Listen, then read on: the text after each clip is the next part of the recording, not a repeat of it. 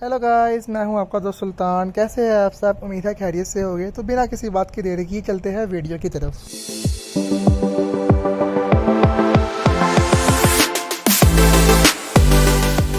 तो guys, episode 5 के start में हम देखते हैं कि नोरी आसमान से गिरे आदमी के साथ बैठ के बातें कर रही होती है। फिर हम देखते हैं कि वो लोग अपना सफ़र दोबारा शुरू करते हैं, जिसमें बॉबी पूरे रास्ते उनको अपनी माँ का गाना सुनाती है। फिर हम देखते हैं कि सफ़ेद कपड़े पहने कुछ लोग आसमान से गिरे उस आदमी को ढूंढ रहे होते हैं और वो उसी जगह पर आ जाते हैं जिस जगह वो आदमी आसमान से ज़मीन पर गिरा था। अगले सीन में हम ओक्स के सरदार एल्फ को देखते हैं, जिसे ओक्स आकर बताते हैं कि मालिक सुरंग तैयार हो गई है। जिस पर वो एल्फ जवाब देता है कि अपनी सारी फौज को ले आओ। इस सीन में हमें मीनार दिखाया जाता है, जिसमें थियो की माँ सबको बताती है कि ओक्स जंग के लिए आ रहे हैं। वो चाहते हैं कि हम उनकी गुलामी करें और अपनी सभी ज़मीनें उनके हवाले कर दें।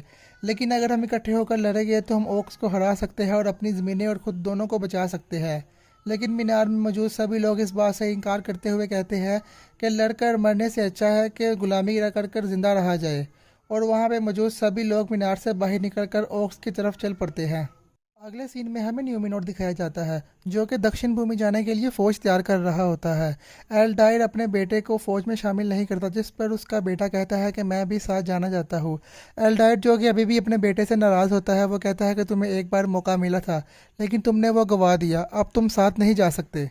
फिर हम देखते हैं कि न्यूमिनोर की रानी के दरबार में सब लोग फेराजोन और न्यूमिनोर की रानी से खफा हो रहे होते हैं और गुस्सा कर रहे होते हैं कि एक एल्फ की बातों में आके वो पूरे न्यूमिनोर को खतरे में डाल रही है। अगले सीन में हमें हेलब्रांड दिखाया जाता है, जो कि भट्टी में एक तलवार बना रहा होता है। फिर उसे न्यूमिनोर की रानी अपने दरबार में बुलाती है और उसे अपने साथ दक्षिण भूमि जाने के लिए कहती है। अगले सीन में हम नोरी और बॉबी को देखते हैं, जिनके झुंड पर भेड़िए हमला कर देते हैं। लेकिन वो आसमान से गिरा हुआ आदमी उनके आगे आकर उन सबको भेड़िए से बचा लेता है और भेड़ियों को वहां से भगा देता है। फिर हम देखते हैं कि गलैंड्रियल न्यूमिनोरियंस को सिखाती है कि ओक्स को किस तरह मारना है। और एल्डायर सबको कहता है कि जो भी गलैंड्रियल को हराएगा उसको फौज का सेनापति घोषित कर दिया जाएगा। साथ ही फेराजोन अपने बेटे से बात करते हुए राजनीति को इस जंग में ले आता है। वो कहता है कि हमने अगर दक्षिण भूमि के इंसानों की मदद की और ये जंग जीत ली तो वहाँ का राजा हमारा कर्जदार रहेगा और इस तरह हमारा ओहदा उससे बड़ा हो जाएगा और वो राजा हमेशा हमारा कर्जदार रहेगा। तुम कुछ भी कर लो, मैं ये जंग नहीं रोकने वाला और ना ही मैं अपनी रानी को मना करने वाला हूँ इस जंग पे जाने के लिए। और फिर हमें न्यूमिनोर के पुराने राजा दिखाए जाते हैं, जो कि अपनी बेटी मेरियल को रोकते हैं कि तुम मध्य धरती मत जाओ, वहाँ तुम्हें सिर्फ अंधेरा ही मिलेगा और उसके अलावा कुछ नहीं मिलेगा। अगले सीन में हमें एल्फ्स का राजा गिल गैलेट दिखाया जाता है, जो कि एल्रोंड से उस खास धातु के बारे में पूछता है जो कि एल्रोंड ने ड्यूरिन की खदान में देखा था। और उसके पूछने पर एल्रोंड उससे बताता है कि मैं आपको कुछ नहीं बताऊंगा, मैंने ड्यूरिन से कसम खाई है। फिर गिल गैलेट एल्रोंड को बताता है कि तुम्हारी कसम हमारी प्रजाति से भरकर है, क्या तुम्हारी एक कसम हमारी पूरी प्रजाति को खतरे में डाल रही है। उस धातु में हमारे पूर्वजों की ताकत है, जिसे तुम अपनी कसम के लिए सारी प्रजाति को खतरे में डाल रहे हो। जिसके लाख कहने पर भी एल्रोंड उसे यही कहता है कि मैं आपको कुछ नहीं बता सकता, मैंने ड्यूरिन से कसम खाई।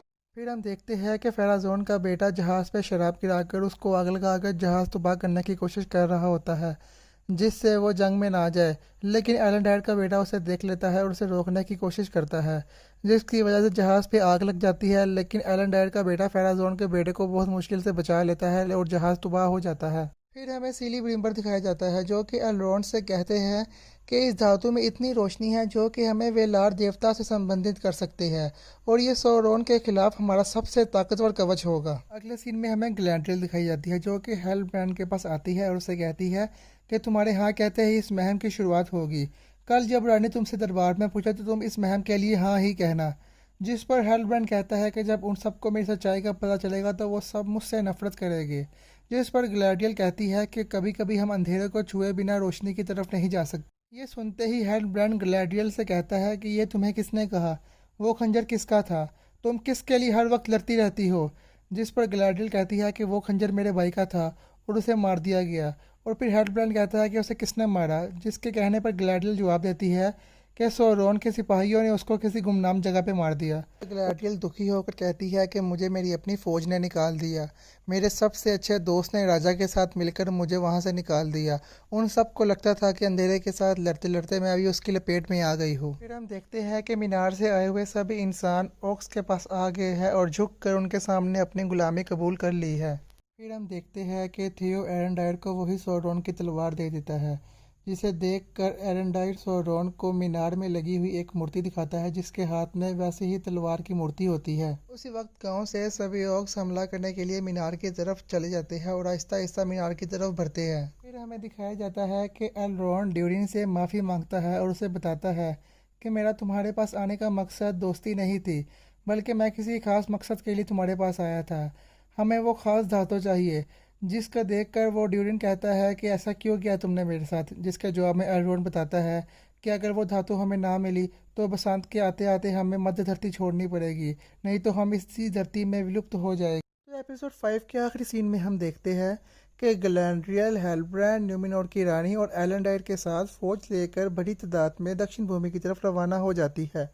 इसी थ्रिलिंग एंडिंग के साथ एपिसोड 5 यहीं पे ख़त्म हो जाता है। गाइस, अगर आपको मेरी एक्सप्लेनेशन पसंद आती है तो मुझे लाइक करें, कमेंट करिए, मेरे चैनल को ज़रूर सब्सक्राइब करें, क्योंकि आपके इसी प्यार से हमें मोटिवेशन मिलती है।